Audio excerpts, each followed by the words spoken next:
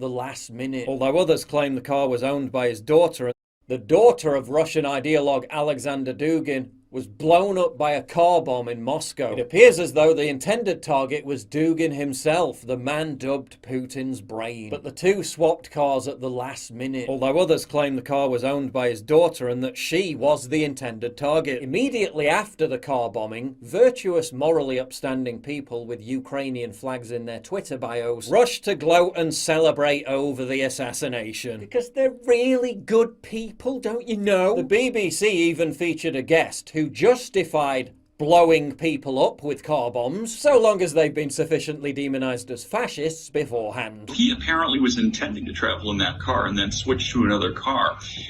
So it looks like he probably was the intended target. Now, she would be a logical target as well. She basically carries on his legacy of fascism.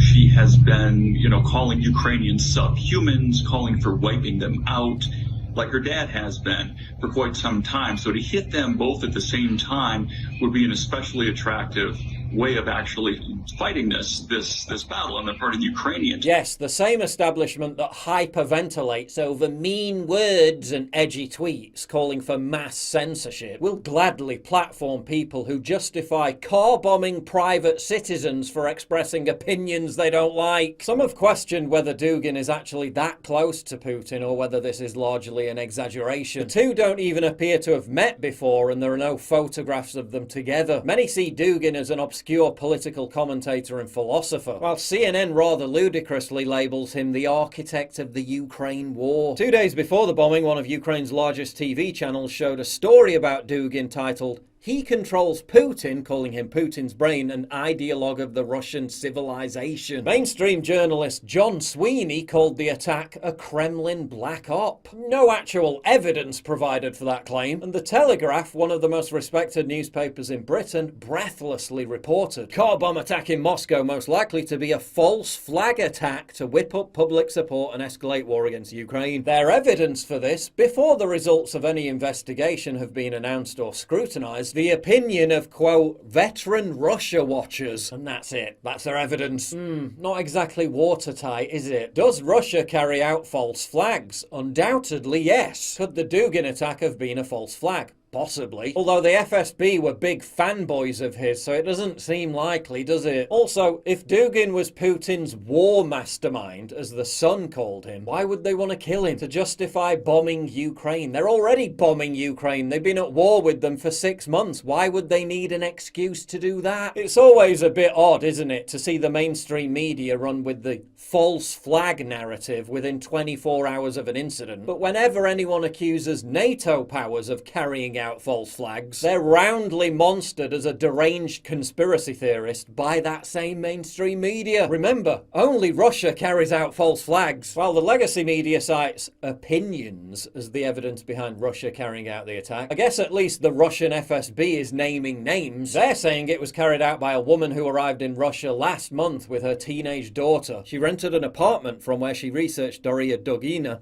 daughter of Russian ultranationalist and political theorist Alexander Dugin, and went to an event attended by the pair outside Moscow on Saturday. After carrying out a controlled explosion on the Toyota Land Cruiser that Miss Dugina was travelling in, which belonged to her father, the FSB claimed the suspect fled to Estonia. And whether you believe that or not, it at least constitutes more verifiable information than just claiming, with no information, as the mainstream media has done, that this was a Russian false flag. I mean, really, who are the conspiracy theorists now?